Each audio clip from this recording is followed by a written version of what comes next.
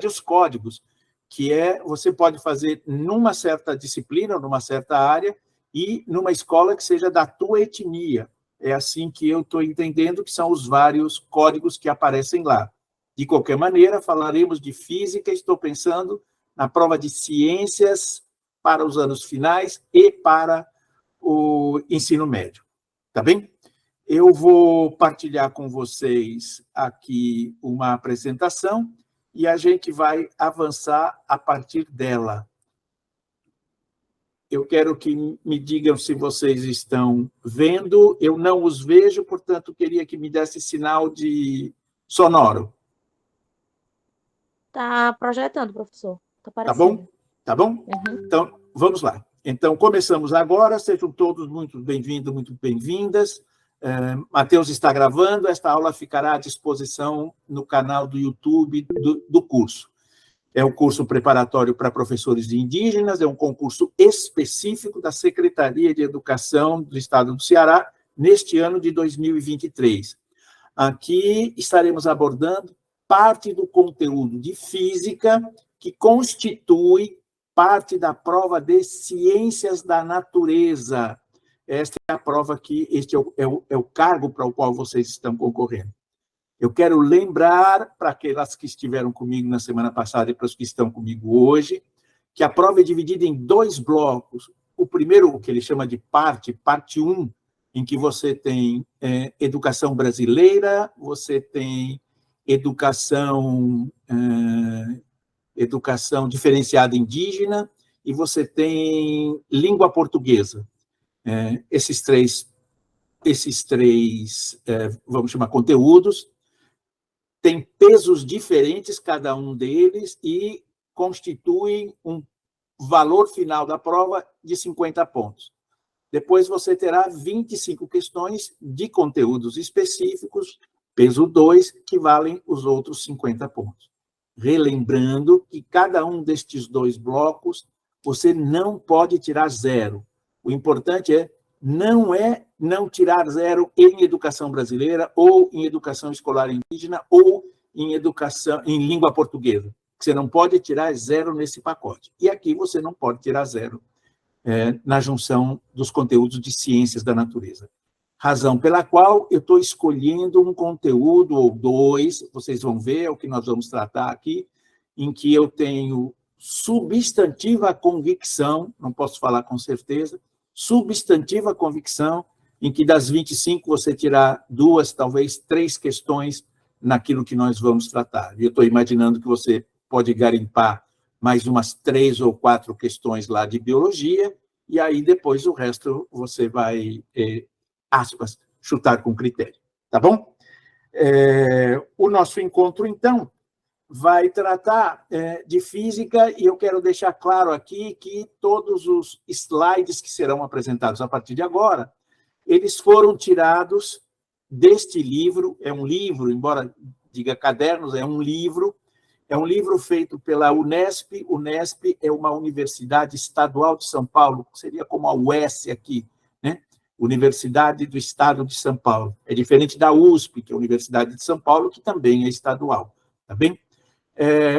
Embora haja uma porção de conteúdos disponíveis na internet, eu escolhi esse da Unesp por 2 razões. Primeiro, eu confio mais no material da Unesp, é uma universidade paulista na qual eu tenho alguns colegas professores e eu confio na qualidade do trabalho. Segundo, ela é uma instituição pública e esse material foi feito para colocar à disposição de estudantes das escolas públicas. Ele é um material pré-vestibular, então visava os cursinhos da Unesp. Uma coisa a mais que me deixa tranquilo, um pouco mais confortável para usar esse material, é o fato de que, há algum tempo atrás, em 2019, 2020, portanto, na pandemia, sim, senhoras, sim, senhores, eu coordenei um cursinho pré-vestibular na UES como um projeto de extensão. Não é o UES-Veste, mas era um cursinho feito numa comunidade lá da Serrinha, na Amor Base, Associação dos Moradores.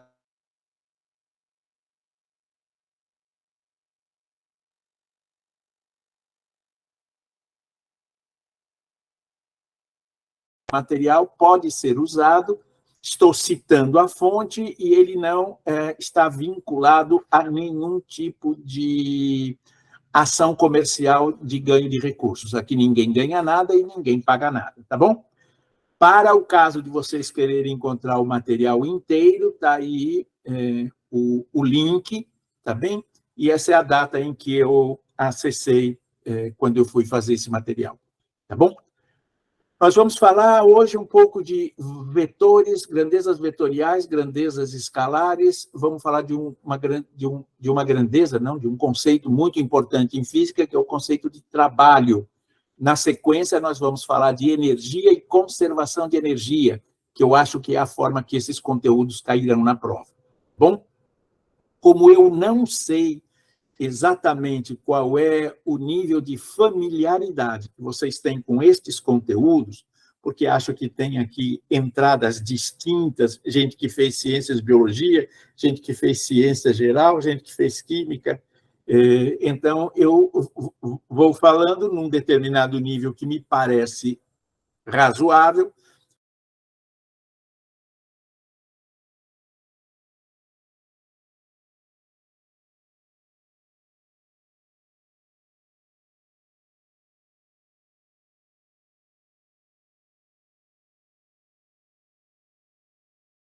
Falando sobre vetores, grandezas escalares e grandezas vetoriais.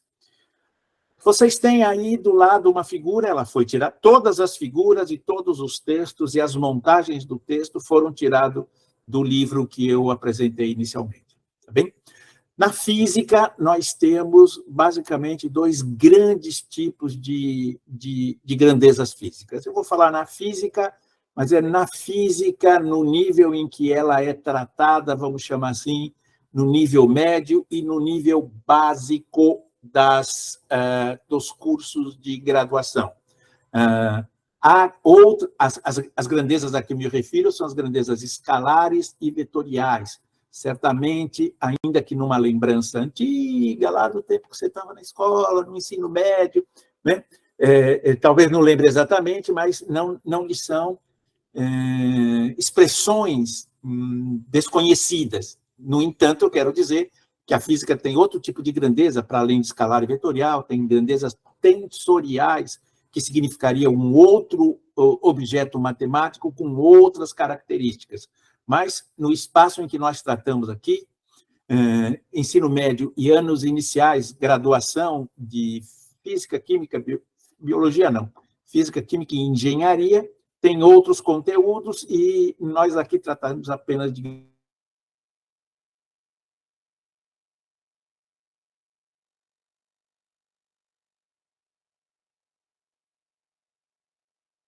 física que pudesse ser identificado sem nenhum tipo de dúvida, simplesmente com um número. Por exemplo, se vocês me perguntarem que horas são, eu lhes direi, são 19 horas e 48 minutos. Não há dúvida a respeito disso, tá bem? No entanto, se nós olharmos para esta figura aqui do lado, a figura que vocês veem na tela, vocês estão vendo uma figura de 4 automóveis que se movimentam. Vamos admitir que todos eles estejam com a mesma velocidade, 50 km por hora. E aí eu vou fazer uma brincadeira com vocês e falar assim, eu estou pensando aqui num desses carros. Eu quero que vocês adivinhem qual é este carro. Ele está com velocidade 50 km por hora. É impossível, nessa circunstância, você identificar qual dos 4 ao que eu me refiro. Quando eu falo que são 19 horas agora e 49 minutos, não há dúvidas. No entanto, quando eu falo que o carro que eu estou pensando é um dos que está a 50 km por hora, como todos estão a 50 por hora, você não é capaz de identificá-los. Então, é preciso que eu lhes dê outras informações que possam precisar com mais clareza e objetividade aquilo que eu estou me referindo. Por exemplo, vocês estão vendo aí um par cartesiano YX. Grosso modo, vamos chamar aqui X de horizontal e Y de vertical, só para que a gente dialogue e fale a mesma coisa da mesma figura. Se você olhar para os carros C de casa, e D de dado, os dois estão se movimentando na vertical, no eixo Y, e para cima, na direção do eixo Y. Tá bem? Por outro lado, se vocês olharem para os carros A e B, vocês verão que eles estão no eixo X, ou na direção do eixo X, e enquanto o carro A vai da nossa, olhando para a tela, esquerda para a direita, suponho que na de vocês apareça isso também. Da esquerda para a direita, o B vai da direita para a esquerda. Ou, se você quiser, enquanto o A vai no sentido concordante com o X, eixo X, o B vai no sentido oposto ao eixo X. Tá bem? Então, um vetor, para ficar bem caracterizado, precisa ter um número, precisa ter uma orientação, se ele é horizontal, se ele é vertical, e precisa ter um sentido dentro desta orientação, se é para o lado de lá, se é para o lado de cá. Isso talvez fique melhor aqui nesta figura. Então, vocês devem estar vendo aí um vetor V, vermelho. Quando eu me refiro a um vetor, vocês vão encontrar com frequência, e esse é o mais correto, a letra que representa aquela grandeza com uma flechinha em cima. Essa flechinha em cima quer dizer que você está se referindo ao vetor V. Então, se você está se referindo ao vetor V, você tem que estar pensando em 3 características que lhe são próprias. O módulo do vetor, na figura, está associado ao tamanho, à intensidade. Um vetor de 50 deve ser o dobro do tamanho, deve ter o dobro do tamanho do que um vetor de 25. Um vetor de 25 deve ser 5 vezes maior que um vetor de valor 5. Então, o tamanho do vetor está associado à intensidade, quando ele está representado em plenitude. Além da intensidade, que nós aqui também estamos chamando de módulo, o vetor está associado, ele está assentado em cima de uma reta, a linha. Lembrando, lá de quando você estava, talvez, no ensino fundamental, uma reta da matemática. Não tem começo, não tem fim. A reta, em princípio, o conceito da reta, né? O que a gente faz no papel é uma representação. Então, a direção da reta, a direção do vetor é a direção da reta que sustenta o vetor. Nesse caso específico, o vermelho, o vetor está em cima de uma reta que está inclinada em relação à horizontal de um ângulo alfa. Então, direi que este vetor V, vermelho, tem um certo módulo, 20, 30, 40 ou 50. A direção dele, conforme esta figura, é formando um ângulo alfa com a horizontal. E aí, dentro desta reta, você pode ter 2 sentidos, para um lado da reta ou para o outro lado da reta. Neste caso, é um vetor V, de módulo tamanho vermelho, direção formando um ângulo alfa com horizontal e um sentido subindo. Acho que dá para ficar claro. Se ele fosse o oposto, ele seria um vetor descendo. Tá bem? Então, esses conceitos nós vamos utilizar na sequência dos nossos trabalhos. Se eu não estiver sendo claro ou se estiver sendo muito primário, me avisa. Operações com as quais nós vamos lidar daqui para frente em muitas circunstâncias e muitas situações, que são somas de vetores. Somas de vetores. Então, é diferente a soma de escalares. A soma de escalares é simplesmente a soma de números, sei lá. Daqui até Caucaia eu demoro 50 minutos, mas se eu quiser ir até para frente, eu vou em Almofala, né? Onde estão os Tremembés. Eu preciso mais 40 minutos. Na verdade, eu preciso mais, né? Então, se daqui até Caucaia, da minha casa até Caucaia, eu demoro 30 minutos, e de Caucaia até Tremembé, até Almofala, né? Eu demoro mais 50 minutos, então, se eu quiser saber o tempo total, é simplesmente a soma dos números, 30 mais 50.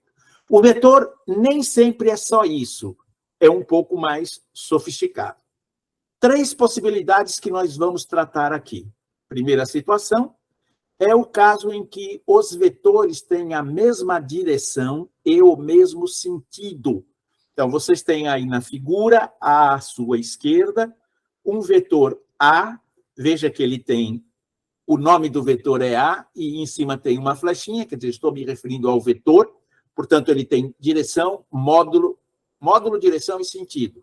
O módulo é o tamanho da flecha, a direção é horizontal nesta figura, e o sentido é da esquerda para a direita. O mesmo eu posso dizer em relação ao vetor B. E por que é que eu sei que eu estou falando do vetor B? Porque ele tem a letra B e a flechinha em cima. Ele também tem um módulo que é menor, ele é um pouquinho menor do que o A, está na mesma direção e está no mesmo sentido. Eu digo que, nesse caso, o ângulo entre os vetores é de 0 grau. Então, se eu tiver vetores na mesma direção e no mesmo sentido, e eu quiser somá-los, somar os vetores, é simplesmente somo os módulos dos vetores. Então, você vai ter na figura à sua direita o vetor R, R de resultante, é o resultante da soma do vetor A com o vetor B. A soma vai dar um vetor que tem a mesma direção, a soma vai dar um vetor que tem o mesmo sentido, e a soma vai dar um vetor cujo módulo é a soma dos módulos de cada um deles. Tá bem? De modo análogo, mas agora oposto, é análogo mais oposto, eu estou trabalhando com 2 vetores que têm a mesma direção, e têm sentidos contrários. O texto tem uma imprecisão, né? Está escrito os vetores A e B. E A e B, ele repetiu isso, tá bem? É um erro da impressão e eu não tive como corrigir isso, tá bom? Mas entendo dessa forma. Então, na esquerda da sua figura, você tem um vetor A horizontal para a direita com um determinado tamanho. E você também tem um vetor B, também horizontal, para a esquerda, é isso que constitui os 180 graus, eles têm a mesma direção, os mesmos 2 vetores estão na horizontal, um tem o sentido para um lado e o outro tem o sentido para o outro. Nestas circunstâncias, atenção para a expressão, a soma dos vetores, que também você vai ouvir com o nome de composição dos vetores, vai se dar pela diferença numérica dos módulos. Então, a direção é a mesma, horizontal, o sentido é o do maior, e o módulo é o módulo do maior menos o módulo do menor. E agora eu estou operando com números mesmo. Então, se vocês olharem para a figura à direita do teu slide, você tem um vetor A horizontal para a direita, um vetor B horizontal para a esquerda. A composição, ou, se você quiser, a soma vetorial, eu chamo a atenção porque parece estranho, porque esta soma é uma subtração, né? A soma vetorial, a soma dos vetores, é uma subtração dos módulos dos vetores, tá certo? Subtração dos módulos. Fica mantida a direção, porque todos estão na horizontal, e o sentido é o do maior. Eu penso que isso não é exatamente nenhuma grande novidade para cada um. As coisas começam a mudar um pouquinho aqui.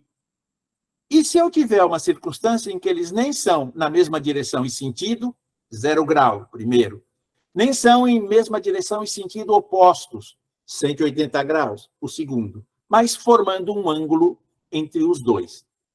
Existe uma infinidade de ângulos entre os dois. Eu vou simplificar e trabalhar com 90 graus, que é aquele que tem mais chance de ser recorrente nas nossas provas, tá bom? Então, é possível qualquer ângulo entre 0 e 180, ou, se você quiser, entre 0 e 360, dando uma volta inteira. Eu aqui vou ficar com os 2 primeiros casos, mesma direção e mesmo sentido. Segundo caso, direção mesma e sentidos contrários. E este aqui formando 90 graus. Então, você tem, no lado esquerdo da figura, um vetor A, que é, vamos dizer assim, horizontal para a direita, e um vetor B, que é vertical para cima. Para você fazer o vetor resultante, aqui não é simplesmente a soma dos módulos e nem a subtração dos módulos, você vai usar uma, vamos chamar assim, uma estratégia de cálculo que chama, de operação de cálculo, que chama a regra do paralelogramo. Da ponta de um vetor, por exemplo, da ponta do vetor B, você faz uma linha tracejada ao vetor paralela ao vetor A. E da ponta do vetor A, uma figura tracejada, uma linha tracejada paralela ao vetor B. Então, da ponta de cada vetor, uma linha paralela ao outro. Se você olhar, constitui aqui nesta figura um retângulo. A resultante é a resultante da soma dos vetores, é um vetor que começa onde começam os vetores e segue a direção da diagonal, se constituindo assim como o vetor resultante. Se vocês prestarem atenção, neste retângulo estão constituídos dois triângulos iguais, tá bem? Tem um triângulo constituído pela resultante, pelo vetor A e pela linha tracejada à direita de vocês, que é exatamente o tamanho de P. Ora, este é um triângulo retângulo. Então, para o triângulo, atenção, eu não estou mais preocupado qual é o sentido, quem é para cima, quem é para baixo, quem é para a direita, para a esquerda, mas estou olhando para o triângulo. O triângulo não é uma figura orientada. Então, para este triângulo, constituído pela resultante, módulo da resultante, por um lado que tem o tamanho A e o outro lado tem o tamanho B, e que forma 90 graus entre o tamanho A e o tamanho B, vou dizer assim, melhor seria dizer entre os módulos de A e de B, é um triângulo retângulo, os catetos, vamos chamar assim, têm tamanhos A e B, e a hipotenusa do triângulo retângulo é o módulo da resultante. Então, aplicando a lei, teorema de Pitágoras, o quadrado da hipotenusa é igual à soma dos quadrados dos catetos. Então, eu direi que o tamanho do vetor R, veja na equação embaixo, ou R sem a flechinha em cima, ou R com a flechinha em cima e duas barras laterais. Eu estou me referindo, nessas circunstâncias, ao módulo do vetor R. Tanto uma quanto outra notação são corretas. E ela, então, aplicando o teorema do Pitágoras, se a resultante ao quadrado é a soma dos quadrados dos catetos, a resultante é a raiz quadrada dos quadrados, da soma dos quadrados dos catetos. Tá bom? Eu vou passar para uns exercíciozinhos para a gente ver se estamos indo bem aqui em relação a essas questões. Só para a gente fazer um pequeno aquecimento. Sintam-se absolutamente à vontade e é desejável que vocês me respondam por voz.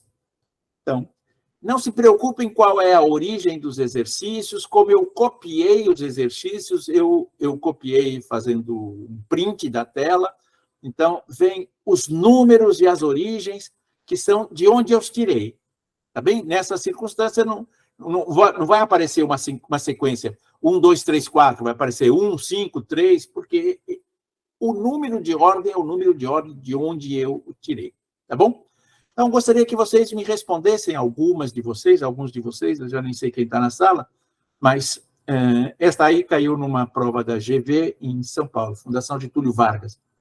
São grandezas escalares, 4 alternativas. Tempo, deslocamento e força. P, força, velocidade e aceleração. C, tempo, temperatura e volume. D, temperatura, velocidade e volume. E, tempo, temperatura e deslocamento. O que destas grandezas precisa, além de um número, de outras informações para ficar claro? Tempo. Quanto tempo demora esta aula? 1h30. Para cima ou para baixo? Isso não existe. Então, tempo é uma grandeza escalar. Deslocamento. Para assistir essa aula, eu tenho que me deslocar até a casa do meu vizinho. Qual vizinho? Da direita ou da esquerda? Então, eu preciso acrescentar uma orientação para o deslocamento. Não é só força. Força, eu também preciso ter clareza de mais alguma coisa. É uma força para cima ou é uma força para a direita? Então, deslocamento e força são vetoriais, tempo a escalar. Força é vetorial. Velocidade é o nosso primeiro exemplo. Da direita para a esquerda, da esquerda para a direita, de baixo para cima, de cima para baixo. Então, já está fora. Já tem pelo menos dois. Eu nem sei esse negócio de aceleração o que é mesmo, mas como força e velocidade já são vetoriais, está entendendo? Eu não vou ficar perdendo tempo. Ele quer saber quais são escalares. Como eu sei que força é com certeza, então a primeira já está fora, a segunda já está fora, a terceira... a quarta já está fora, porque velocidade eu também sei que é vetorial, porque eu tenho que saber velocidade se é para um lado ou para o outro. Sei lá, estou na estrada ainda para Juazeiro do Norte. Opa! Vocês viram que eu falei que eu estou na estrada indo para o Juazeiro do Norte. Como você sabe que eu estou em Fortaleza, então já está dada aí a direção, é a BR, e já está o sentido, que é de Fortaleza para o interior. Então, velocidade, não há dúvida. Tem direção e tem sentido. Então, A, B de bola e D de dado já estão fora. E aí fico na dúvida entre tempo, temperatura, C de casa e D e E de Ernesto. Tempo não há dúvida. Temperatura. Temperatura. 10 graus, 20 graus, 50 graus. Ninguém fala 50 graus para cima nem para baixo. Então, tempo e temperatura são escalares. Aí fico com a dúvida que é o último. Na alternativa C, volume. Na alternativa E, deslocamento. E eu já vi lá em cima, quando eu falo de deslocamento, eu tenho direção e sentido. Então, a resposta certa aqui é a alternativa C. Tempo, temperatura e volume são todas elas grandezas escalares. Basta um número para eu defini-la sem qualquer dúvida. Tá bem? Temperatura hoje está em 26 graus. A temperatura nos noticiários de jornais tem sido um grande tema desses últimos dias, né? Você vê um determinado lugar, como São Paulo, Rio, sei lá, região sudeste, num dia está 30, 35, 36, chegou a fazer 38 em algum lugar. No outro dia, 20, 21, 22. Então, de um dia para o outro, a temperatura baixa 10, 15 graus. Veja que eu só falo o número, 15 graus, né? Coisa que nós não sabemos o que é aqui no Ceará, né? De um dia para o outro baixar 15 graus. Tá bom? Temperatura é uma grandeza escalar. E o volume, assim como o tamanho. Veja, eu digo assim, o tamanho deste celular, sei lá, este lado é um retângulo, né? Tá bem? Um lado e outro lado. O tamanho é uma grandeza escalar. Então, se eu pego este lado vezes este lado, eu calculo a área. Então, a distância é escalar, a área é escalar. E o volume, sei lá, se eu fosse calcular o volume desse porta-lápis aqui, tá bem? O volume também é uma grandeza escalar. Atenção que é diferente o tamanho do deslocamento, porque o deslocamento eu tenho que incluir uma direção, um sentido. Tá bem? Então, para isso, a resposta é a alternativa C. Vocês terão, logo em seguida, todos esses slides à disposição e também esses exercícios. Seguinte, quando dizemos que a velocidade de uma bola é de 20 metros por segundo, se habituem aí, no cotidiano a gente fala quilômetros por hora, é o mais comum. Mas na física, o mais comum é metros por segundo, que é uma unidade do chamado Sistema Internacional. Então, quando dizemos, essa é uma questão de lá do Paraná, que a velocidade de uma bola é de 20 metros por segundo, que é horizontal e para a direita, estamos definindo a velocidade como uma grandeza. Escalar certamente não é. Linear, eu não sei o que é uma grandeza linear, mas também aqui eu acho que vai pela assertiva, né? Eu sei que quem tem módulo, direção e sentido é um vetor, e aí eu iria para a questão 3 aqui, alternativa D, velocidade é uma grandeza vetorial, o que a gente já falou anteriormente. Algébrica é uma grandeza que é só identificada com um número. Para nós, na física escalar, na matemática algébrica, é um número apenas. Tá bem? Passando um pouco mais para frente. Para representar a força-peso, e a gente já começa a se habituar, familiarizar com um conceito com o qual vamos trabalhar muito no nosso próximo encontro e no outro, que é o da força, sobretudo da força-peso. Então, para representar a força-peso, utilizamos um segmento de reta denominada vetor. Então, ele está afirmando, peso é uma força e, por isso, é identificada como um vetor. Assim, quando da sua representação, a força-peso deve sempre apresentar. Já disse que é um vetor, acabei de afirmar agora, acho que aqui, neste momento, nós não teríamos dúvida, né? Alternativa B tem uma intensidade ou módulo, tem uma direção e tem um sentido. Às vezes, um critério bom para responder uma questão dessa, vamos supor que eu não soubesse nada a respeito disso, tá bem? Eu quero que a gente trabalhe também um critério para responder perguntas que eu não sei nada, tá bem? Eu não sei nada. Cheguei aqui agora, vindo para o planeta Marte, eu não sei nada, mas sei fazer prova, vamos assim. A alternativa A tem uma característica. A alternativa B tem 3 características: intensidade ou módulo, direção e sentido. A alternativa C tem uma característica. A alternativa D de dado tem 2 características: intensidade ou módulo, que é a mesma coisa, e direção. E a alternativa E tem 2 características: direção e sentido.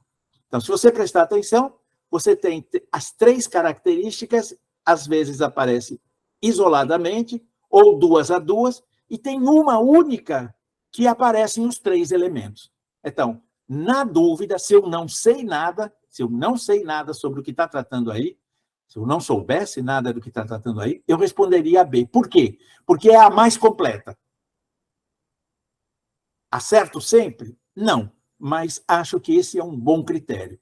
Aqui é mais... Veja, não é que tem mais coisa escrita, é a que é mais completa do que tem aí. Na alternativa B de bola, você tem 3 características, sendo que uma delas aparece na A e na C, e 2 delas aparecem na D e na E. Então, é uma combinação das 5 alternativas, das 5 características de um vetor, módulo, direção e sentido, uma a uma, 2 a 2, e a única que tem 3. Então, como é a mesma coisa, uma vez sozinha, ou 2 vezes combinada, ou 3 vezes, eu iria na que é mais completa. Este é um critério que eu quero que você tenha em mente quando for responder questão que você não sabe absolutamente nada. Aqui nós temos uma novidade, um raciocínio. Até aqui foi raciocínio direto, imediato. Aqui temos uma novidade.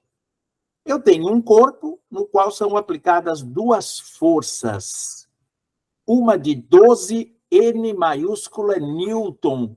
É a unidade de medida de força no sistema internacional. Então, na física, a gente vai falar quase sempre, quando fala força, vai falar força em Newton. Uma delas é de 12 newtons e a outra força é de 8 newtons. Qual é uma possível intensidade do resultado? Qual é o raciocínio que está embutido na solução desta questão, que lhe permite responder essa questão? É um aspecto particular sobre o qual nós não falamos ainda. Essa questão está precisamente para isso, né? A situação mais favorável da ação dessas forças, a mais favorável, é aquela quando as duas forças estiverem na mesma direção e no mesmo sentido. As duas estariam... Ah, olha aqui. Ó. Pronto. Olha o meu vetor. Ah, a tampinha da caneta é a ponta do vetor, é a ponta da flecha. Ponto. Eu espero que vocês estejam vendo. Então, a situação mais favorável é essa. Quando as duas agem na mesma direção e no mesmo sentido.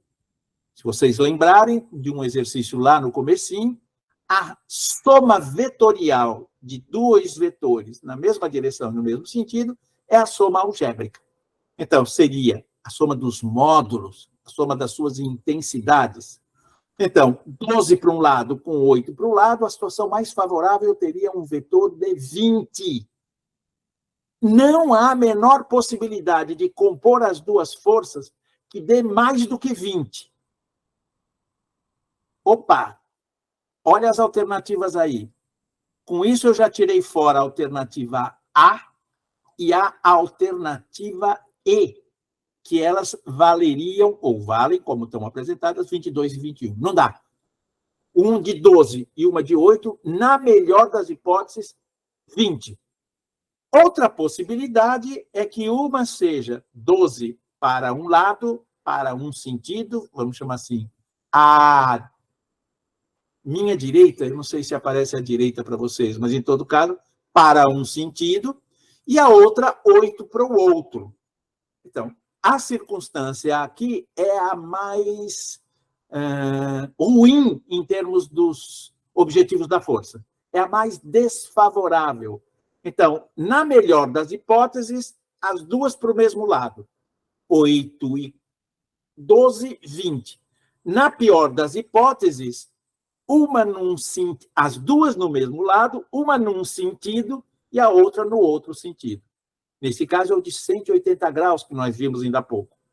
E a intensidade da resultante aqui é a subtração. 12 menos 8, 4.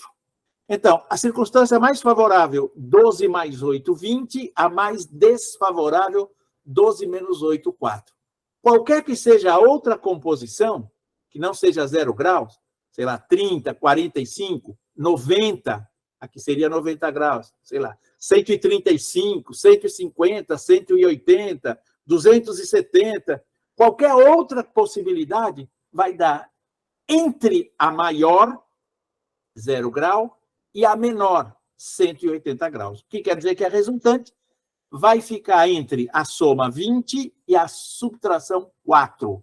Estão fora daí agora, já tínhamos descartado A e D.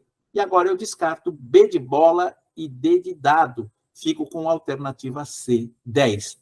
É uma possibilidade. Há um determinado ângulo, posso até fazer esse cálculo, de tal maneira que uma força de 8 e 12 resulte 10. Tá bem?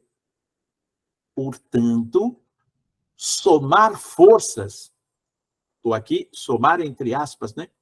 Porque é vetor, não é simplesmente uma soma dos módulos, não é simplesmente uma soma dos números das suas intensidades. Último desta série, nós passamos a um outro conteúdo. Carlos Chagas. Carlos Chagas é uma fundação em São Paulo que faz prova para muitas circunstâncias. Fazia para vestibular, mas faz para concurso público de várias áreas. É uma expertise da Carlos Chagas. O módulo da resultante de duas forças de módulo 6 kg-forças no sistema internacional, a força a gente mede em newtons, mas vai aparecer também, em vez ou outra, a identificação da força através da grandeza força da unidade quilograma-força. Não é o mais comum. O mais comum, em provas mais recentes, é sempre trabalhar dentro do sistema internacional. Newton, metro, segundo. Newton para força, metro para comprimento, segundo para tempo, quilogramas para a massa, tá bem? Então, aqui é quilogramas-força, não é quilograma. Então, isso é uma força. Então, se eu tiver uma força de 6 kg-força e outra de 8 kg-força, e elas formam um ângulo de 90 graus, qual é a resultante? Para fazer a resultante, basta fazer o teorema de Pitágoras. 90 graus. Tá bem? Então, a resultante ao quadrado, eu lamento, eu não consigo fazer contas aqui que vocês vejam. Vou tentar isso para nosso próximo encontro. Qual é o artefato em que eu posso escrever e vocês veem ao mesmo tempo? De qualquer maneira, eu gostaria que vocês me acompanhassem. A resultante ao quadrado é a soma do quadrado dos quadrados dos catetos. Um é de 6 ao quadrado, 36. O outro é de 8 ao quadrado, 64. 8 vezes 8, 64. 6 vezes 6, 36. Então, a resultante ao quadrado dá 36 mais 64. 36 mais 64 dá 100. A resultante ao quadrado dá 100. Então, a raiz quadrada de 100 é 10. Essa é a resposta que me leva à alternativa B de bola. Tá bom? Foi uma aplicação do teorema de Pitágoras. Vamos agora trabalhar mais próximo daquilo que eu vou querer usar. Estávamos falando até aqui de soma de vetores. E agora aqui eu vou falar de decomposição de vetores. E eu quero que vocês tenham em mente que tem uma semelhança, uma singularidade, uma aproximação entre a ideia da soma e a ideia da composição, decomposição dos vetores. Esta figura eu já apresentei para vocês, era a soma de vetores de 90 graus, vetores que formam um ângulo de 90 graus. Bem? Então, o vetor A mais o vetor B faz o paralelograma e a diagonal que começa onde começam, não pode ser a outra diagonal. A diagonal que começa onde começam os vetores é o vetor soma. Tá bem? A decomposição, veja essa figura, é o oposto. Veja aí, eu estou representando num diagrama cartesiano x e y. O i e o j aqui é o que eles costumam representar na física de vetor unitário. É um vetor de intensidade 1.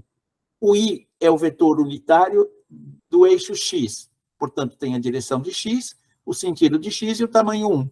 E o vetor unitário j é o de j, desculpe, é o de y. Da abscissa e da ordenada y, da ordenada y. Então, ele é vertical, bem, para cima, e tem o tamanho, a intensidade 1. Veja o vetor A. Aqui, se eu tivesse, a figura anterior, se eu tiver, não sei se vocês veem o que eu estou mexendo aqui, espero que sim. Se eu tiver a soma do vetor A com o vetor B, eu constituo o vetor R. O que eu estou dizendo? Este compondo vetorialmente B com A com B, dá o R. Aqui na decomposição eu vou fazer o contrário.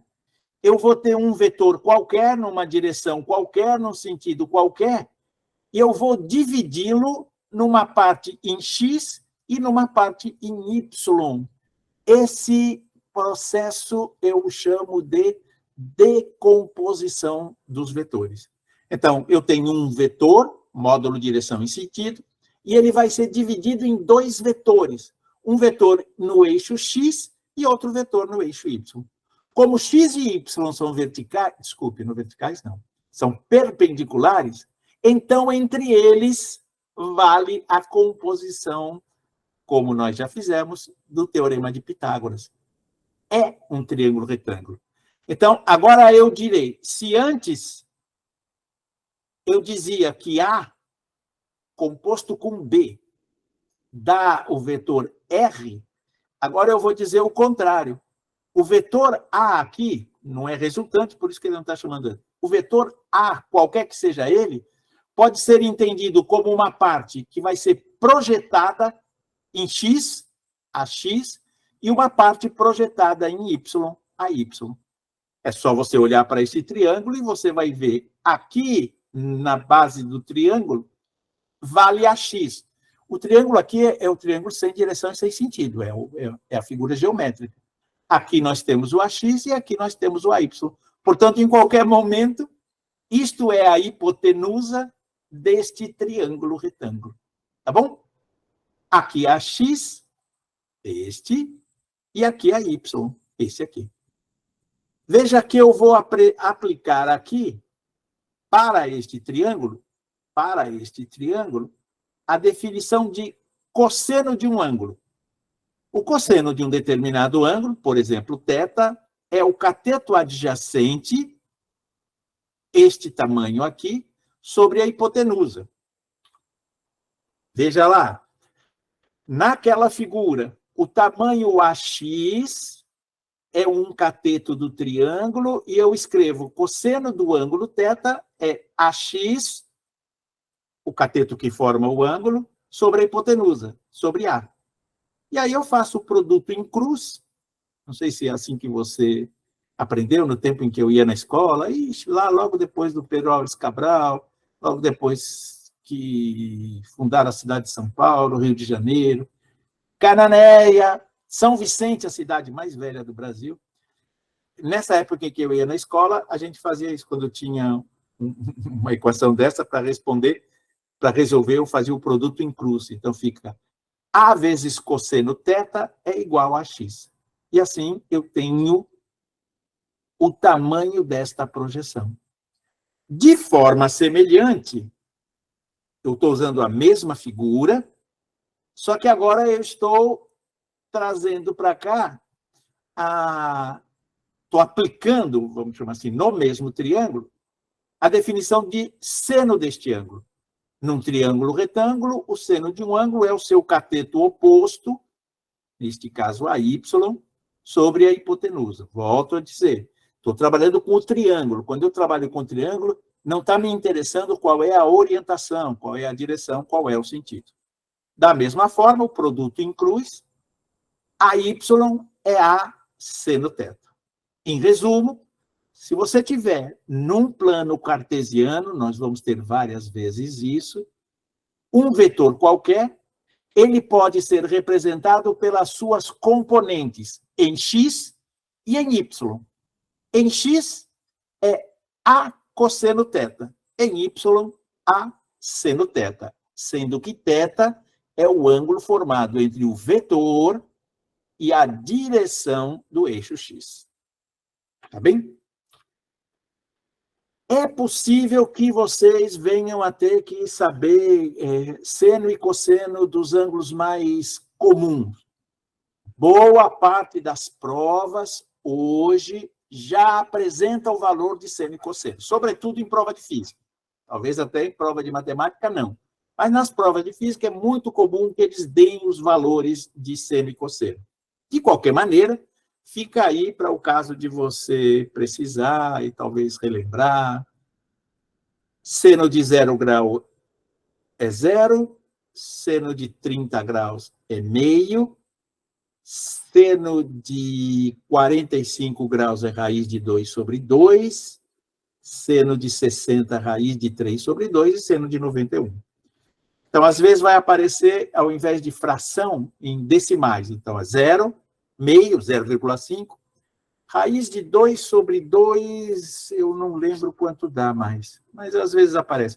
Raiz de 3 sobre 2 dá 0,86. Vocês vão ver, isso aparece às vezes. E seno de 91. Se vocês prestarem atenção, a sequência aqui em cima é o inverso da sequência aqui embaixo. 0, meio, raiz de 2 sobre 2, raiz de 3 sobre 2, 1. Aqui, 0 é o meio, raiz de 2 sobre 2, raiz de 3 sobre 2, 1. É o inverso. O inverso disso. Tá bom? Continuamos, então.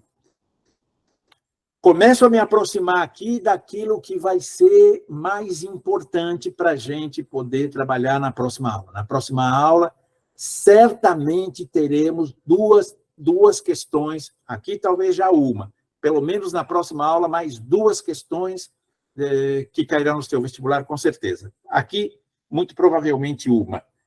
É do que eu vou falar a partir de agora. Às 9h30, não, 8h30, trabalho de uma força. Também?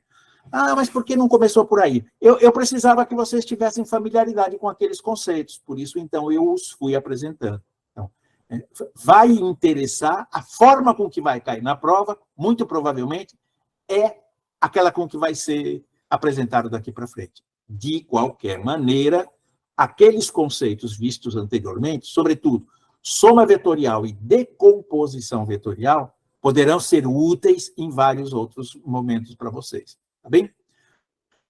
Trabalho de uma força. Então, força é uma grandeza em que já vimos anteriormente, tem módulo, direção e sentido, e ela é aplicada num determinado corpo. Tá bem? Ao ser aplicada num determinado corpo, uma força pode produzir 2 tipos de movimento. Ou um, ou outro, ou a combinação dos dois. Uma força pode alterar a velocidade no seu módulo, fazendo o corpo andar mais rápido ou mais lento. Uma força pode alterar a velocidade no seu sentido e na sua direção, e ou. Então, ele pode fazer o corpo fazer uma curva, andando mais para a esquerda, andando mais para a direita, e pode ser uma combinação dessas duas. Eu posso fazer ele andar mais rápido e fazer uma curva, ou andar mais lento e fazer uma curva. Na verdade, se você estiver dirigindo o carro, é mais prudente que você, ao entrar numa curva, diminua a velocidade. Nesse caso, você está aplicando forças no seu carro.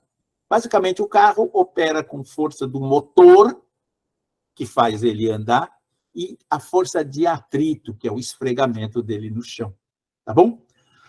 Trabalho é um conceito na física que mede precisamente isso que eu acabei de dizer. Ele mede qual é. A física é uma grandeza, eu não vou dizer exclusivamente, mas fortemente matemática.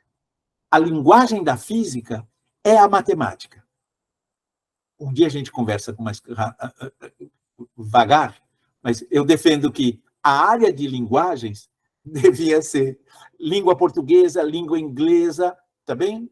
Educação física, linguagem do corpo, dança, linguagem do corpo, e matemática, que é uma linguagem que tem gramática específica, mas não vamos falar disso agora. Então, eu estava dizendo a vocês, força é uma forma de eu transferir para um corpo, alterando, transferir, depois nós vamos falar mais, energia, é uma forma de eu interagir com o corpo, fazendo ele andar mais depressa, mais devagar, ou fazer curvas.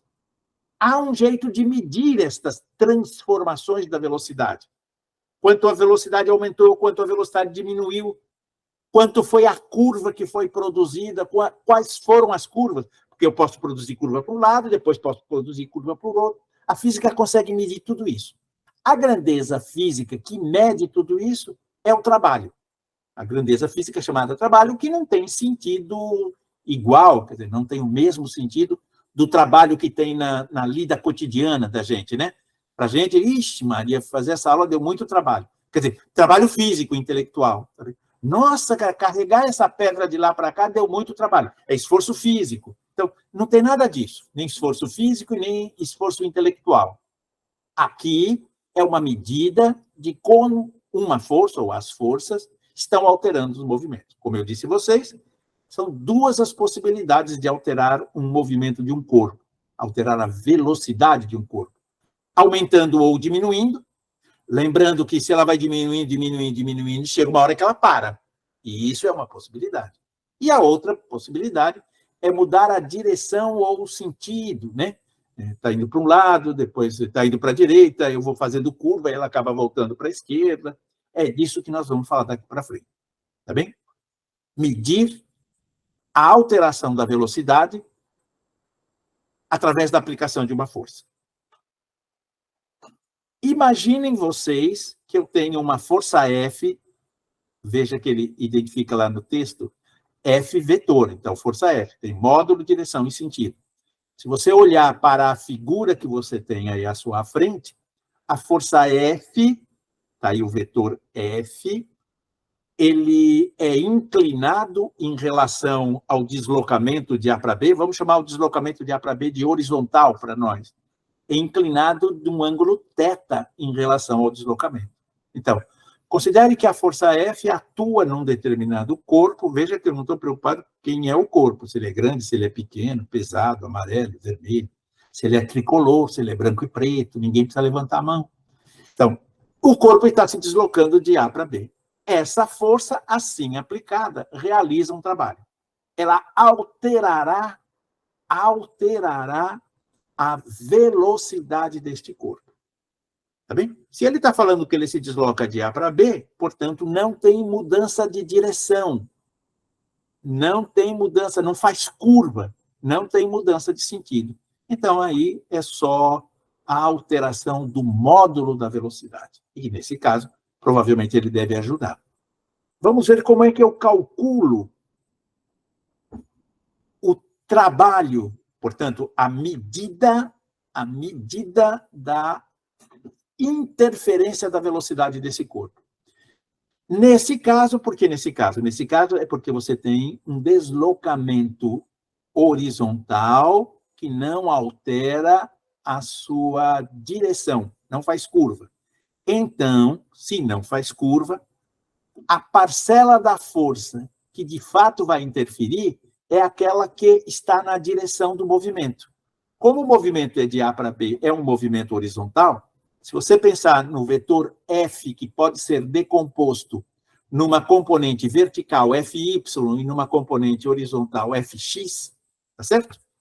Vamos pensar FY para cima e FX para mim, para a sua direita, no sentido de A para B. Então, como não tem curva, a componente horizontal, não é que não tem componente horizontal, é que a componente horizontal não vai alterar o movimento. Quem vai alterar o movimento é só a componente paralela, e a componente paralela, vocês sabem quanto ela vale.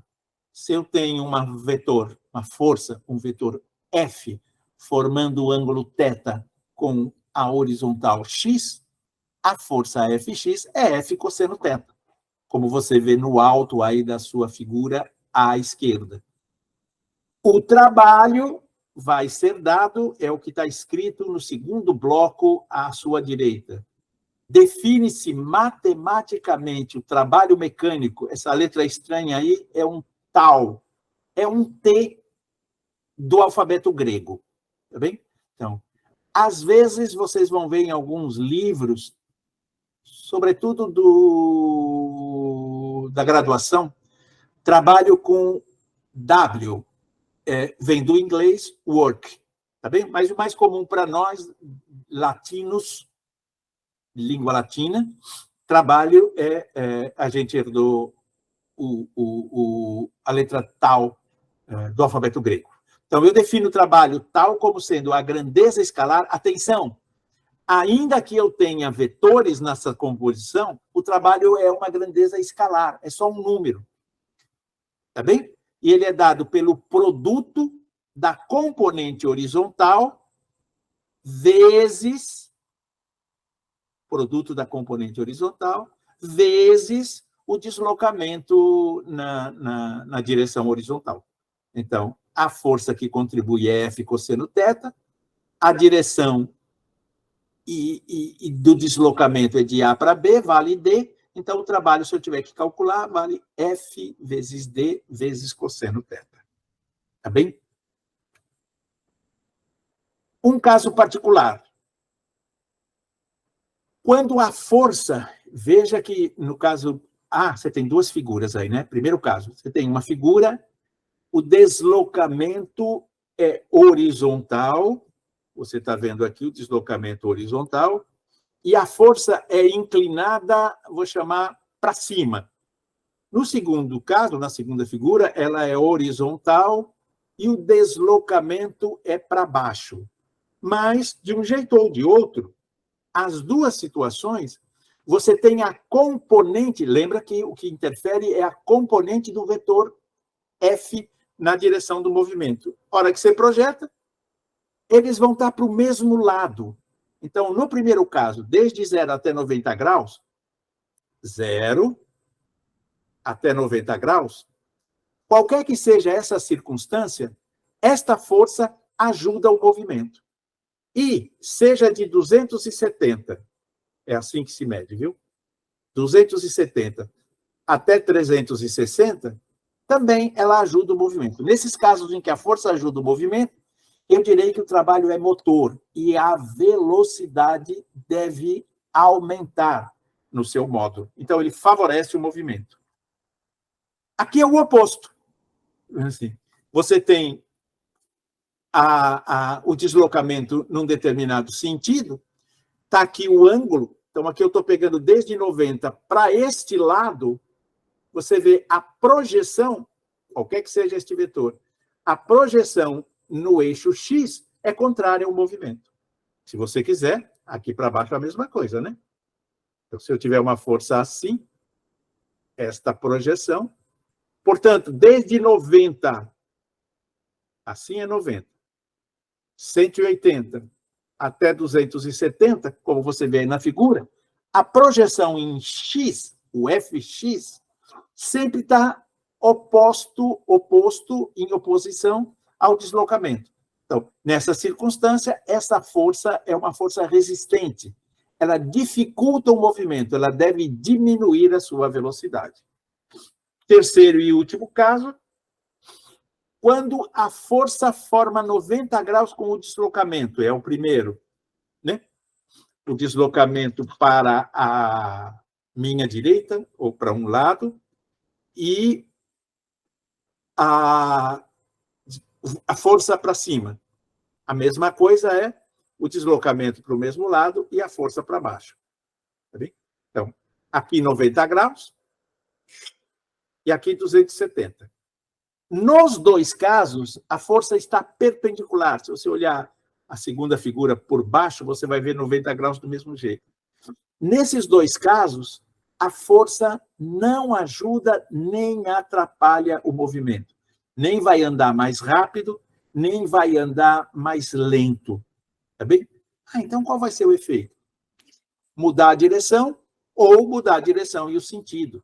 Vai fazer curva, mas uma força sozinha, perpendicular ao movimento, não faz o corpo andar nem mais depressa, nem mais devagar. Tá bom? Então, esta equação que eu mostrei aqui, veja, eu não chamei a atenção, mas está lá, 9.6.1. Esse número não quer dizer nada, é o número da ordem de onde eu cortei esta figura, que é o livro lá da Unesp, como eu apresentei no começo. Aqui nós estamos falando do trabalho de uma força constante. Tá bem? O trabalho de uma força é medido... como é que era mesmo o trabalho? Aqui.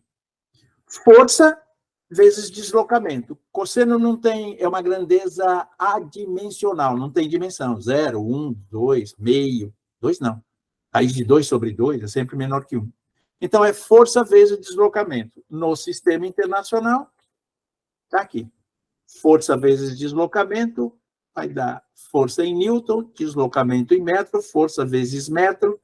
Esse é o nome de Joule para a grandeza trabalho. Joule, vá se habituando, é uma grandeza que mede energia. Em outros lugares da física, você vai ver grandezas cuja resposta é não sei quantos joules. Estamos falando em energia. Aqui nós estamos falando em energia mecânica. Tá bom? Então, alguns exercícios. Vamos ver. Esse de Minas Gerais. Estamos falando de força constante. Tá bom?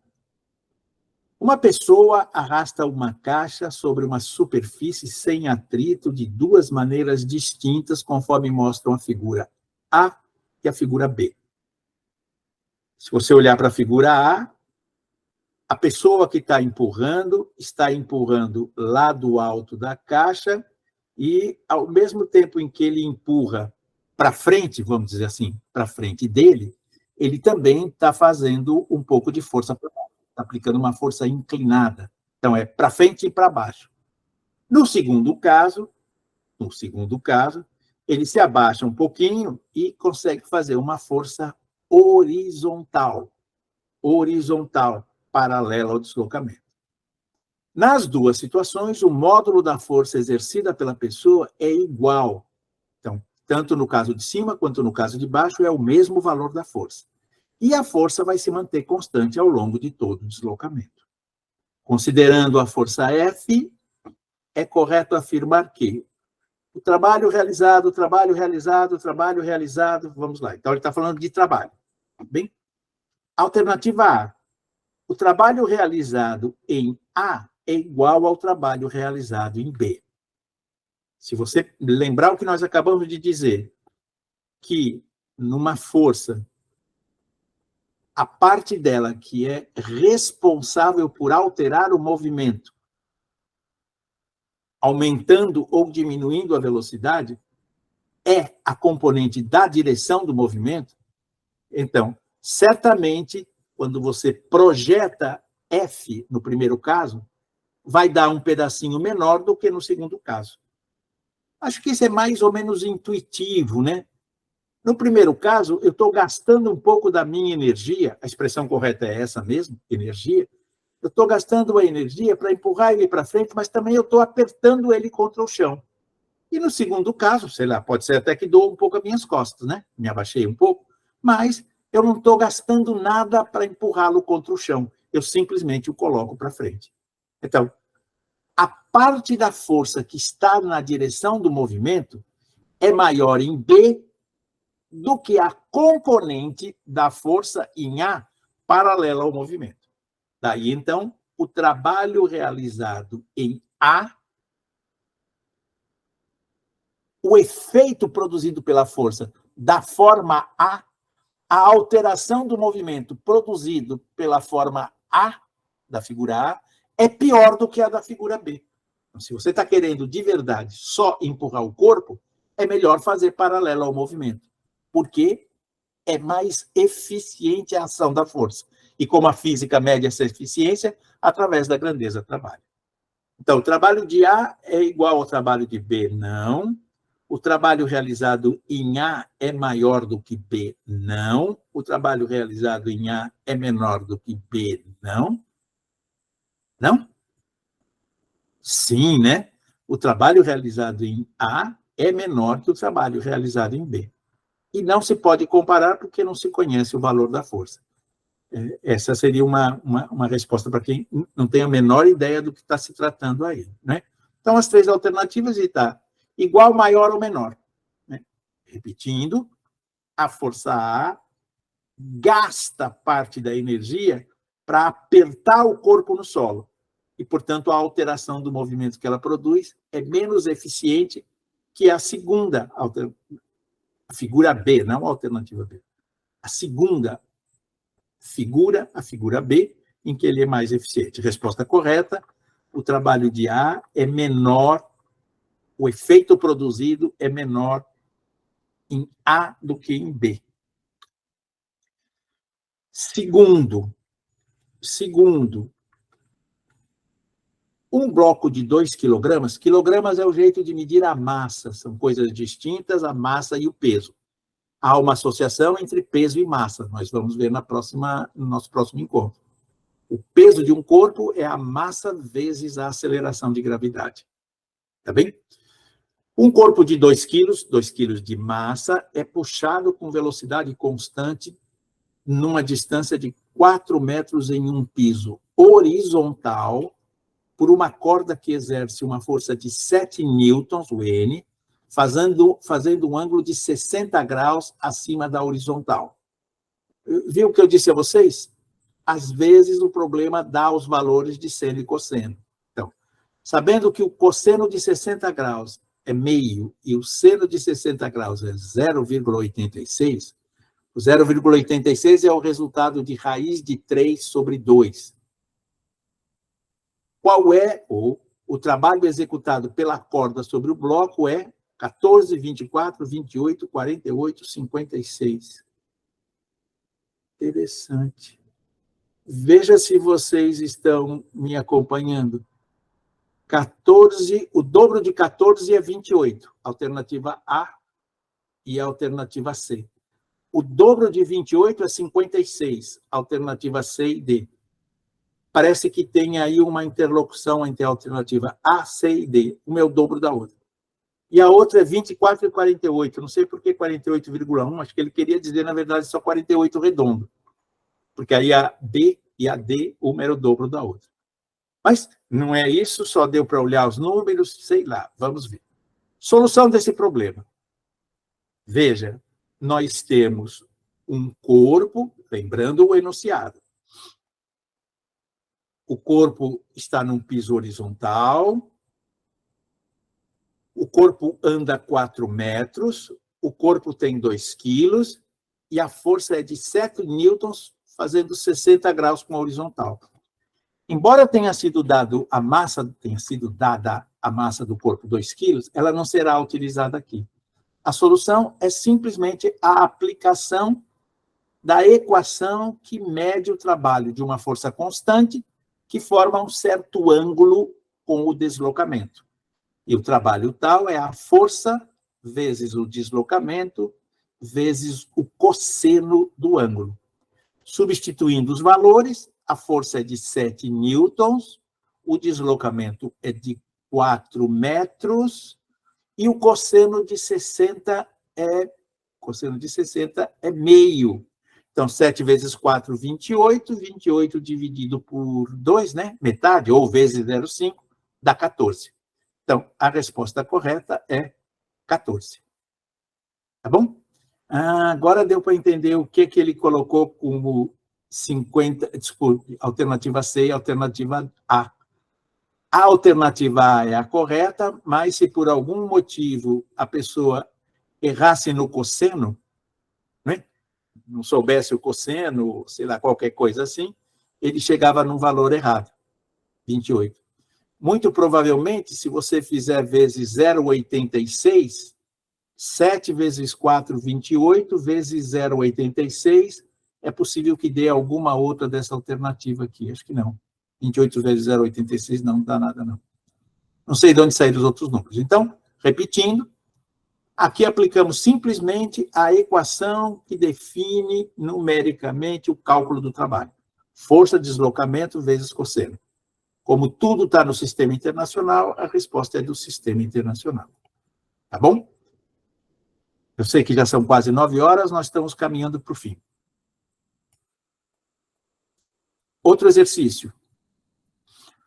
Agora é o contrário. Lá eu tinha a força e o deslocamento, eu calculava o trabalho. Aqui eu sei o trabalho e quero a força. Um garoto gasta 75 joules de energia para empurrar uma caixa por 3 metros. É o garoto da figura lá em cima, embora a figura lá em cima parecesse um homem. Então, o deslocamento é de 3 metros e a energia colocada em questão, o trabalho, portanto, é 75 joules. Sabendo que a direção da aplicação da força forma 60 graus com o deslocamento, qual é o valor da força? Então, outra vez eu vou aplicar a mesma equação. O trabalho realizado é força, deslocamento e o cosseno. Só que agora eu sei o trabalho, 75, eu sei o deslocamento, 3, e eu sei o cosseno de 60 graus, meio. Atenção, porque neste exercício em particular, ele não disse quanto é o cosseno de 60. Então, é bom ter em mente aqueles números lá. Então, é aí só aplicar e calcular. O trabalho 75 é F vezes a deslocamento 3 vezes meio, que é o cosseno. 3 vezes meio dá 1,5. Então, 1,5 F é igual a 75. Ele só mudou o lado da igualdade. Então, F é igual 75 vezes 1,5 e dá 50, que é a alternativa A. Tá bom? Caminhando para o fim. Até aqui, nós aplicamos a equação, essa que eu acabei de mostrar para vocês, porque, embora talvez você não tenha prestado atenção, eu quero insistir num traço que está chamado aqui, logo que a gente começou. Trabalho de uma força constante. Então, ela não muda de módulo, nem de direção, de sentido. Ela vai mudando de posição. sei lá, o corpo vai andando de A para B, a força vai andando também, mas ela sempre fica formando um ângulo, o mesmo ângulo, com a horizontal, e tem o mesmo tamanho, a mesma intensidade, tá bom? Agora nós vamos falar de uma situação um pouco mais sofisticada. A cálculo de trabalho de uma força variável. Vão aparecer circunstâncias como essa em problemas em que você trabalha com molas. A mola, quando você a tensiona, você pode tensionar puxando ou comprimindo, você, para conseguir distender uma bola ou comprimir uma mola, você tem que aplicar uma força. Ou puxando, você vai distender a mola, ou comprimindo, né? Você vai encurtar a mola. Nesses dois casos, quanto mais for a força, maior é o deslocamento da mola. Ou, se você quiser, para eu deslocar mais, eu preciso aplicar uma força maior. E, no caso de uma mola, tanto faz para comprimir ou para distender. Se eu aplicando uma força de 10, eu comprimo uma mola de meio centímetro, se eu aplicar uma força de 10 no sentido oposto, puxando, eu vou distender a mola do mesmo meio centímetro. Tá bem? No geral, a força que eu preciso para deslocar uma mola num tamanho X é o produto do tamanho X vezes um valor, uma constante, que é característica da mola, que é a constante elástica. Quanto mais rígida a mola, maior é essa constante elástica. Então, a figura que vocês têm aí à frente, na primeira delas, vocês têm a mola na sua posição normal, na sua posição de repouso. Nessa posição, por exemplo, a mola tem um tamanho, um comprimento x0. Na segunda figura, você aplicou-se, alguém aplicou, uma força F1. Essa força F1 deslocou a mola da posição x0 para um novo comprimento x1. Esse deslocamento, que está identificado aí como delta x1, delta é também uma letra grega, que para a física quer dizer variação. Variação de posição. Então, o delta x1, deslocamento, é x1 menos x0. Se você aplicar uma força maior, F2 é uma força maior, como eu sei que F2 é maior, olha o tamanho da flecha. Se a representação está correta, e eu espero que a representação esteja correta num livro de física, então, o tamanho do vetor F2 é maior que o tamanho do vetor F1. E é isso que produziu um alongamento, uma distensão maior do que a bola. Ela passou para uma posição x2 e provocou um deslocamento delta x2. Tá bem? Repito, se eu fizer isso para compressão, eu teria exatamente a mesma circunstância. Tá bem? Como é que eu vou calcular o trabalho nessa circunstância? Veja que lá, até aqui, uma das condições era que a força fosse constante. Agora ela não é. Então, aquela fórmula já não vale mais, não para o caso de mola. Mas tem uma saída que vai nos ajudar. Não é o Chapolin Colorado. Ixi, Maria, agora denunciei minha idade, né? Vocês não devem nem saber quem é o Chapolin Colorado, sabe? Chapolin Colorado. Quem poderá nos salvar, Chapolin? Não contavam com minha astúcia. Ixi, Maria. Faz muito tempo isso, né? Bom, quem tem filho pequeno talvez já tenha assistido o Chapolin Colorado. É o meu caso. Pois muito bem. Se eu fizer o gráfico, lembra que a força é variável. Se eu fizer o gráfico da força F pelo deslocamento x ou delta x, eu vou ter um gráfico conforme a figura da sua direita. É uma reta. É uma reta que sai da origem. Ah, tá certo, sai do 0, 0, é. Porque se a força é 0, o deslocamento é 0. E ela é uma reta. É uma reta. Então, para F1 dá um deslocamento D1, delta 1. Para F2 dá um deslocamento. Quanto maior a força, maior é o deslocamento. Ou, para um deslocamento maior, eu tenho que ter uma força maior. e a relação entre eles é linear. Agora sim, é de uma reta. Isso quer dizer linear. A relação entre duas grandezas é linear quando a combinação delas, num gráfico, resulta numa reta. Então, há uma operação matemática mais elaborada que a gente não vê no ensino médio, com certeza, e em alguns cursos do ensino superior, da graduação também não vê, que é integral. Né? A gente aqui opera, falei só com grandezas escalares e vetoriais. Lá você vai ter uma operação maior, mais sofisticada, que é para trabalhar com variáveis, que é derivadas e integrais. Mas isso está fora do escopo do nosso estudo. Mas, de um jeito simplificado para nós, o conceito de integral, que pode ser calculado qualquer que seja a curva, é a área abaixo da curva, entre a curva e o eixo. Tá bem? Então, no caso de uma força, no caso de um gráfico entre força e o deslocamento, que é um gráfico linear, o trabalho pode ser calculado pela área abaixo da figura. Qual é a figura? Constituída pela linha, nesse caso, uma reta da relação força-deslocamento. A área em vermelho dá o trabalho realizado por uma força variável. Então, o que é que eu estou dizendo? Se a força é constante, a fórmula é F vezes D vezes o cosseno de θ, em que θ é o ângulo entre a força e o deslocamento. Se a força é variável, para você, ela será dada na forma de um gráfico, porque não tem integral aqui, não tem derivada aqui. Então, ele vai ser dado na forma de um gráfico.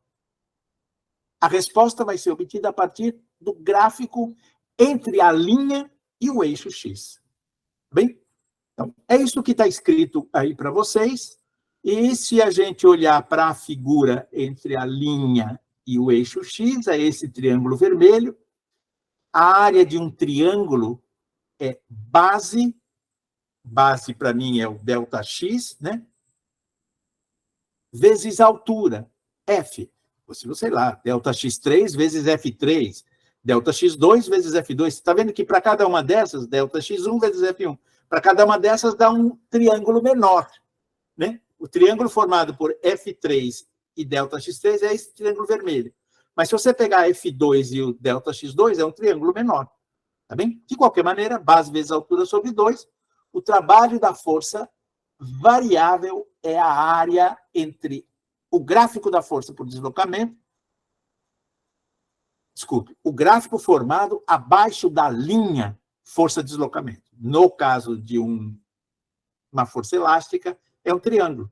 Então, base vezes altura dividido por 2 é o deslocamento, a força dividido por 2. Tá bom? Um exemplo caminha... Ixi, Maria. Agora as coisas complicaram. Porque não é aquela coisa simples, né? Vamos ver o que está falando aqui. Exercício. Um corpo desloca-se em linha reta sob a ação de uma única força paralela à sua trajetória. Atenção, a força é paralela à trajetória. No gráfico, representa-se a intensidade da força em função da distância d. O que é que nós estamos vendo? Que a força muda. Vamos ver se vocês podem ler comigo esta figura, olhando para o diagrama cartesiano. Em abscissa, distância em metros. Em ordenada, força em newtons. Portanto, eu estou no sistema internacional, Newton vezes metro, Joule é o que eu tenho na resposta. Quando a posição é zero, deslocamento zero, a força vale 5. Todas estão me acompanhando? Quando o gráfico está indo, quando eu vou de 0 para 2, a força vai subindo de 5 para 10. Quando eu vou de 2 para 4, a força vai de 10 para 15. Portanto, no primeiro trecho, a força está inclinada e ela sobe de 5 para 15. No trecho de 4 a 8, a força fica constante, valendo 15. E depois, no trecho de 8 a 10, ela começa a descer, e de 10 a 12 ela começa a descer da mesma forma. Então, ela sobe de 0 a 4, o mesmo tanto que ela desce de 8 a 12. E entre 4 e 8, ela fica paralela ao eixo X. Então, a força é variável. Ela cresce de 5 para 15, tem um pedaço constante e depois decresce. Naquele pedaço constante, de 4 a 8, você pode calcular pelaquela fórmula. Mas vou insistir aqui, né? Se a força é variável, o trabalho é dado pela área entre a linha e o eixo, que ficaria qualquer coisa como isso. Ok? Se foi o meu neto que fez esse achurado horroroso aí, que parece uma criança de 2 anos, não, fui eu mesmo. Isso foi o que eu consegui fazer. Então, o que eu quero mostrar para vocês com essas duas cores horrorosas desse gráfico aí, é que, assim, a figura que se constitui, desculpe, a figura constituída abaixo da linha é esse trapézio amarelo e o retângulo azul. Não sei se está claro para vocês, tá bem? Então, o amarelo mais o azul é a área toda que está abaixo da linha, entre a linha e o eixo. Então, aí eu tenho duas figuras geométricas, eu calculo a área de cada uma e somo. Então, a parte azul, eu prometo que vou tentar, não sei se eu vou conseguir. Da próxima vez tem uma caneta que escreve e aparece na... Matheus vai me ajudar. Aparece na tela. Então, a área de azul é um retângulo. É um retângulo que tem base que vai 0 a 12, 12. Tá bem? As unidades eu já sei que estão corretas, então eu não estou preocupado com as unidades. É de 0 a 12 e a altura do retângulo azul é 5. 0 a 12 e 5 de altura. Área de retângulo, base vezes altura. 12 vezes 5, 60. Marca aí do lado. 60 é a área do retângulo azul. A figura que está em amarelo é um trapézio. Então, a base maior, não sei se vocês a identificam assim, a base maior do trapézio, né, o lado maior, o de baixo, vai de 0 a 12. E o menor, né, que são os lados paralelos, vai de 4 a 8. Portanto, tem de 4 a 8, 4. Tá bom? Então, base maior, de 0 a 12, base menor, de 4 a 8. Área de trapézio, não sei se vocês saberiam, mas, em todo caso, dá para dividir aí de outros jeitos. Base maior mais base menor, dividido por 2 vezes a altura. Base maior, 12. Base menor, os lados paralelos. Base menor, os lados paralelos. 4. 12 mais 4, é isso? 12 mais 4, 16. Dividido por 2, 8. Vezes a altura. Agora aqui é o tamanho da altura do trapézio, que vai de 5 até 15. Então, base maior, 12, base menor, 4, dá 16, dividido por 2, 8, vezes a altura, 80. Então, a área do amarelo dá 80, a área do azul dá 60, portanto, a área total dá 140. Vocês podiam fazer outras divisões aí, dá para ver triângulos e retângulos em profusão. Olha como o autor desta questão propõe a solução. O trabalho realizado pela força, esse é o último exercício e nós estamos acabando. A projeção de slides, posso voltar depois. O trabalho realizado pela força é numericamente igual à área. Igual à área entre a linha e o eixo. Neste problema, é mais rápido calcularmos a área de um quadrado da figura. Não está muito claro, mas ele está dizendo assim, como está dada esta figura todas em quadradinhos, o que ele pensou é calcular a área deste quadradinho pequeno. Como todos eles são iguais, vai calcular quantos quadradinhos tem. Veja que interessante. Um quadradinho, não sei se vocês me acompanham, estou aqui na série de quadrados embaixo. 1 quadrado, 2 quadrados, 3 quadrados, 4 quadrados, 5 quadrados, 6 quadrados. Vou passar para a segunda área. O primeiro não é um quadrado, é meio. Tá bom? Então, eu tinha 6, não é isso? 1, 2, 3, 4, 5, 6, e meio, 7,5, 8,5, 9,5, 10,5, e mais meio aqui. 11 quadrados. Mais meio aqui, não, 11, né? Mais meio neste último bloco de cima. Então, 11,5, 12,5, 13,5, mais meio, 14 quadradinhos. É isso que ele está falando, tá bem? Eu tenho 14 quadrados aqui embaixo. Cada quadrado é, só você olhar, cada quadrado é 2 vezes 5. Então, é isso que ele propõe. 2 vezes 5, 10. Como tem, veja o que ele fala, tem 12 quadrados e mais 4 meios quadrados, o que dá os 14 quadrados que a gente viu. Como cada quadrado tem área 10, dá 140. Tá bem? Eu estou encerrando neste momento esta trilha. Eu vou fechar aqui e vou voltar para a sala para falar com vocês. Mas o que eu queria deixar aqui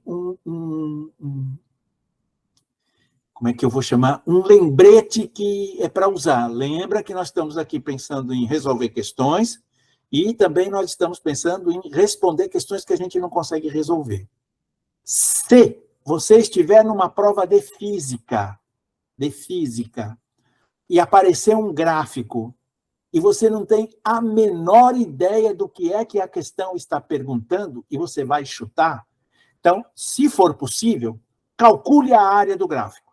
Tem vários outros pedaços da física em que a área é a fórmula de calcular situações de variáveis, quer dizer, de grandezas que são variáveis. Pressão que varia, sei lá, intensidade de corrente elétrica que varia. Então, repetindo, estou numa prova, é prova de física, não posso dizer isso de química nem de biologia. Biologia quase não tem gráfico, né? E química acho que também não. Estou na prova de física, tenho um gráfico, eu não sei do que se trata a figura, então, se eu tiver que chutar, calcule a área entre a linha e o eixo X. Este pode ser um bom indicador para você chutar a resposta, tá bom? Eu vou interromper o compartilhamento, volto para a sala e agora volto a falar com vocês. O Valdilane fez o cálculo aqui para mim. Muito obrigado, mulher. Base vezes altura dividido por 2. É isso aí. Isso aí. Ó, solução aqui da... Obrigado. Obrigado. Bom, meninas, acho que são só meninas, né? São só meninas, os outros que acabaram saindo. Era isso que eu queria apresentar para vocês nesse nosso encontro de hoje, são 21h13. Eu quero dizer que isso tudo vai ser, vamos chamar assim, não vou falar uma pré-condição, mas é uma boa ajuda para o que nós vamos fazer no nosso próximo encontro, que é falar de energia, teorema da energia cinética, vinculada com o trabalho, e conservação da energia. Pessoalmente, eu acho que do que nós conversamos hoje, pode aparecer uma questãozinha, do que nós vamos conversar na semana que vem, podem aparecer 2 questõezinhas. Então, eu espero vocês no nosso próximo encontro e estou aqui caso alguém queira me fazer alguma pergunta, dar alguma sugestão. Estou vendo que está todo mundo saindo. Fechamos? Todo mundo saindo. Pronto. Mel, estamos só nós dois.